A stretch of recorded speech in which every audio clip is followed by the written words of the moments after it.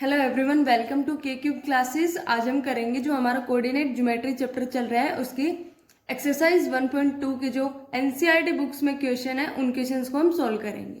तो जो हमारा फर्स्ट क्वेश्चन है उसमें हमसे जो रियान है उसकी स्टडी टेबल के 3 फीट के कोऑर्डिनेट्स हमें गिवन है और हमें जो 4th फीट है उसकी स्टडी टेबल का वो 4th कोऑर्डिनेट हमें फाइंड आउट करना है।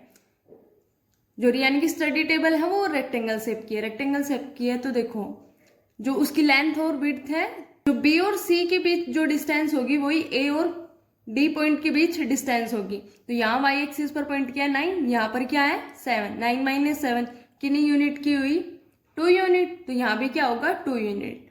यहाँ पर क्या है वाई एक्सिस पर 9, तो नीचे क्या होगा ए पॉइंट का जो वाई एक्सिस पर पॉइंट क्या होगा 7। ऐसे ही हम देखेंगे डी और सी के जो डिस्टेंस है वो हमारी क्या है 11 माइनस 8 करेंगे 3 यूनिट। तो नीचे भी कितनी आनी चाहिए 3 यूनिट्स। यहाँ पर क्या है 11 में 3 सब्ट्रैक्ट करेंगे तो क्या है हमारे पास 8। तो जो 4th फीट का जो कोऑर्डिनेट है वो क्या होगा हमारे पास 8,7। अभी सेकंड पार्ट में हमसे पूछा गया है जो ये स्टडी टेबल के लिए स्पेस है ये सूटेबल है या नहीं। तो यस, इस पेज पर जो ये कोऑर्डिनेट्स दिए गए हैं इस पोजीशन पर उस रूम में ब्लैंक स्पेस है तो उसकी स्टडी टेबल के लिए सूटेबल है। जो थर्ड क्वेश्चन है उसमें हमें रियान की स्टडी टेबल की लेंथ और विड्थ को फाइंड आउट करना है।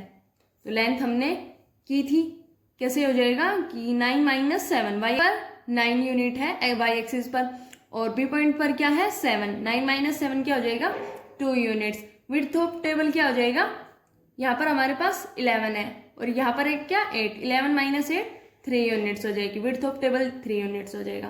अब इसमें पूछा गया है क्या हम हाइट भी टेबल की फाइंड आउट कर सकते हैं, नहीं, क्योंकि जो हमारे पास फिगर 1.5 जो गिवन है उसमें वो 2D प्लेन है और हाइट हमारी 3rd डायमेंशन हो गई तो वो 3D प्लेन नहीं है, इसलिए हम ये 2D प्लेन है इसलिए हम हाइट को फाइंड आउट नहीं कर सकते। अभी देखो जो ये हमारा बाथरूम डोर है B1 और B2 इसके क्या है, एक एंड B1 है एक एंड B2 है। तो जो B1 पॉइंट के जो कोऑर्डिनेट्स हैं वो क्या है 0, 1.5 और B2 पॉइंट के कोऑर्डिनेट्स क्या है 0, 4। अभी हम जो ये बाथरूम डोर है इसकी विड्थ को फाइंड आउट कर लेंगे कैसे B2 B1 से B1 के बीच की जो डिस्टेंस होगी वो विड्थ होगी हमारे पास डोर की। तो 4 माइनस 1.5 वाई एक्सिस पर, एक्स एक्सिस तो दोनों की 0 है तो वाई एक्सिस में से B2 की वाई एक्सिस में से B1 की वाई एक्सिस के पॉइंट को क्या कर देंगे सब्ट्रैक्ट। तो हमारे पास विड्थ ऑफ बाथरूम डोर आ जाएगी 2.5 यूनिट्स। अब इस क्वेश्चन में पूछा गया है कि जो बाथरूम का जो डोर है वो क्या वार्डरोब से हिट करेगा या नहीं। तो उसके लिए हम देखेंगे जो वार्डरोब है वो जो जिस पॉइंट से स्टार्ट है वो किस पॉइंट पर है 3,0। एक्स एक्सिस पर 3 है और वाई एक्सिस पर क्या है 0 और जो हमारी बाथरूम के डोर की विड्थ है वो क्या है 2.5 जो कि इससे लेस देन है तो ऑब्वियसली वो हिट नहीं करेगा वार्डरोब पर।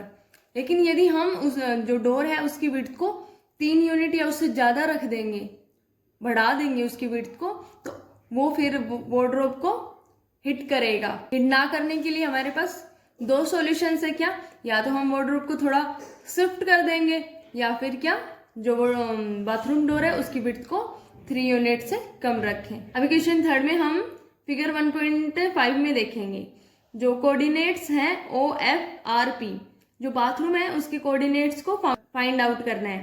तो O किस पोजीशन पर है 0, 0, F 0, 9, R -6,9, जो P पॉइंट है वो -6,0। ये हमारे एक्स एक्सिस पर होते हैं, ये हमारे वाई एक्सिस पर होते हैं। जो सेकेंड पार्ट में हमसे पूछा गया है जो सावरिंग एरिया है SHWR उसकी जो शेप क्या होगी।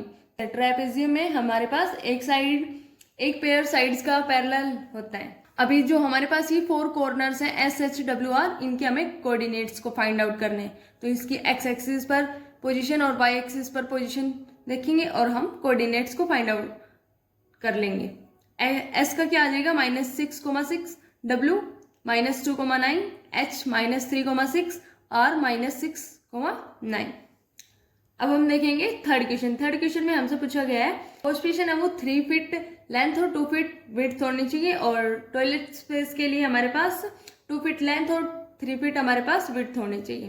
तो ये एक पॉसिबल अरेंजमेंट है कि हम P point Q T S, ये हम wash basin corners, wash basin space के लिए जो कॉर्नर्स हैं वो ले लें P Q T S, और इनकी पोजीशन क्या हो जाएगी, P पॉइंट हो जाएगा -6,0, Q हो जाएगा -3,2, T हो जाएगा -6,2 और S हो जाएगा -3,0। ऐसे ही हम 4 कॉर्नर्स फॉर टॉयलेट स्पेस क्या हो जाएगा S V W Y, ये हम कॉर्नर्स मान लेंगे टॉयलेट स्पेस के लिए। तो S पॉइंट के कोऑर्डिनेट्स हो जाएंगे -6,6, V -6,3, Y हो जाएगा -4,6, W हो जाएगा हमारे पास -4,3।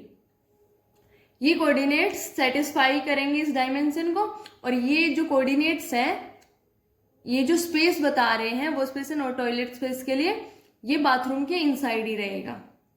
अभी हम फोर्थ क्वेश्चन देखेंगे। जो हमारे पास डाइनिंग रूम है रियान का, उसके जो कॉर्नर्स के कोऑर्डिनेट्स हैं वो हमारे पास क्या क्या रहेंगे, P A B C। तो P हमारा हो जाएगा -6,0, A है 12,0, B है 12,-15 और C है हमारा -6,-15। अभी हमें जो रियान ने डाइनिंग रूम के सेंटर में एक डाइनिंग टेबल को रखा हुआ है, डाइनिंग टेबल के फिट के कोऑर्डिनेट्स हमें फाइंड आउट करने। उसके लिए हम सबसे पहले डाइनिंग रूम का जो सेंटर है वो फाइंड आउट करना पड़ेगा। तो जो डाइनिंग रूम की जो लेंथ थी वो 18 फीट थी और विड्थ क्या थी 15 फीट। इनका हाफ हाफ लेंगे, 9 और 7.5 फीट। पॉइंट P से A की तरफ मूव करेंगे और 7.5 यूनिट्स डाउनवर्ड मूव करेंगे। तो हमारे पास सेंटर आ जाएगा डाइनिंग रूम का, x एक्सिस पर 3, y एक्सिस पर -7.5। अभी हम देखेंगे जो सेंटर से जो डाइनिंग टेबल है तो उसकी ईच साइड पर डिस्टेंस क्या क्या रहेगी। हमारे पास जो डाइनिंग टेबल है उसका डायमेंशन क्या है, 5 फीट लेंथ और विड्थ है 3 फीट। तो 5 फीट का हाफ कर देंगे 2.5। तो सेंटर से 2.5 फीट 2.5 यूनिट अप में लेंगे, 2.5 यूनिट डाउन में लेंगे। ऐसे ही हम लेंगे 1.5 यूनिट लेफ्ट और 1.5 यूनिट सेंटर से राइट, और हमारे पास टेबल के जो 4 फीट्स हैं उनके कोऑर्डिनेट्स मिल जाएंगे। हमारे पास सेंटर क्या है 3, -7। अब हम देखेंगे जो सेंटर से 2.5 यूनिट लेफ्ट मूव करेंगे और 1.5 यूनिट अप मूव करेंगे, तो हमारे पास ये कोऑर्डिनेट आ जाएगा। 2.5 यूनिट राइट मूव करेंगे, 1.5 यूनिट अप मूव करेंगे, हमारे पास एक ये कोऑर्डिनेट आ जाएगा। 2.5 यूनिट राइट मूव करेंगे, 1.5 यूनिट डाउन मूव करेंगे, तो हमारे पास एक कोऑर्डिनेट ये आ जाएगा। 2.5 यूनिट्स लेफ्ट मूव करेंगे, 1.5 यूनिट डाउन मूव करेंगे, तो हमारे पास एक कोऑर्डिनेट ये आ जाएगा। जो हमारे पास 4 कोऑर्डिनेट्स आई हैं, ये हमारे पास रियान की जो डाइनिंग रूम के सेंटर में जो डाइनिंग टेबल रखी हुई है उसके 4 फीट के कोऑर्डिनेट्स हैं। यदि आपको वीडियो अच्छी लगी हो तो please like, share and subscribe the channel. Thank you.